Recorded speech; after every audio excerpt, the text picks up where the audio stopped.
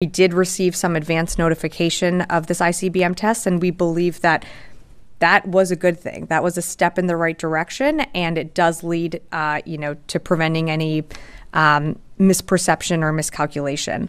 What we can do here from the department is continue to press for a more regularized bilateral notification arrangement when it comes to ballistic missile and space launches.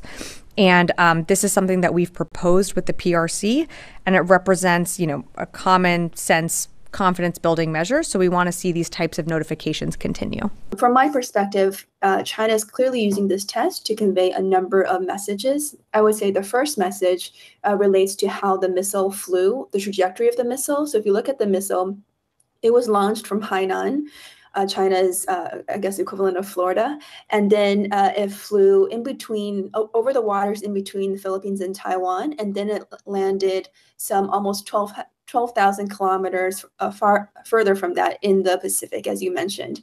And that trajectory, I think, is meant from China's perspective to convey a number of signals, including to the Philippines, to Taiwan, and to the United States. I'm happy to elaborate if you want to discuss any of the specific messages that China may have intended to convey. Well, speaking of messages, I mean, is it largely about deterrence, or is there more to it than that?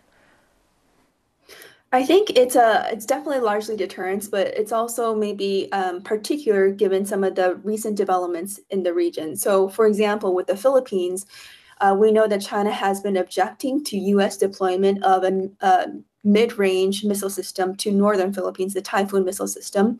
And the Chinese trajectory of its most recent ICBM test is quite close to northern Philippines. So I think that's one message that China is trying to convey to the Philippines and the United States: please remove your missiles.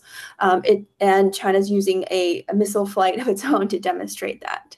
Also, we know that in the past year or two that the PLA Rocket Force, the unit responsible for managing as well as in this case testing China's missiles, has been under a lot of internal pressure that has had corruption scandals and various other issues, including reporting in the United States that some of its missiles were filled with water. I think that's false reporting, but lots of allegations of how incompetent it is. So it is in China's interest to also demonstrate its military capabilities to the United States and to the international community at large. So this is, of course, not the first ICBM test since 1980, but the first full-range test that we've seen a missile travel nearly 12,000 kilometers over water. So that's been the first one since 1980. So I think by engaging in this test, China is trying to demonstrate its capabilities, but also potentially what we need to watch moving forward is this the beginning of China doing these tests much more regularly, both to advance its capabilities, but demonstrate its power. We know from, for example, the United States does this a lot more regularly. Like, we do ICBM tests longer range over water a lot more regularly than China. And it could be China trying to showcase to the international community that it wants to be like a great power like the United States. It wants to flex its muscles. You mentioned the message, of course, of deterrence. You mentioned the message it's trying to convey to the Philippines. How are China's neighbors responding to this? I think, not surprisingly, China's neighbors are quite, some are surprised and some are quite worried.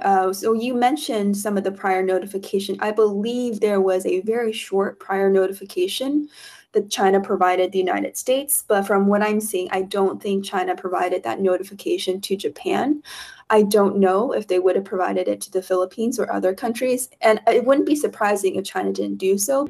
朋友都知道我是很挑剔的，防晒乳我选 KISS 皇家呵护抗光清爽高防晒凝露，因为它有媲美蓝光神盾的抓藻植萃，保护我在阳光下延缓肌肤老化，维持青春弹力。可以防御工作环境里的3C 商品，各种光源对肌肤的伤害，擦起来清爽不黏腻。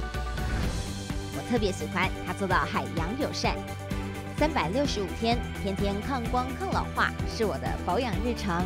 你呢？呵护您，呵护全家人，专属你的 KISS Royal Care 抗光清爽高防晒凝露。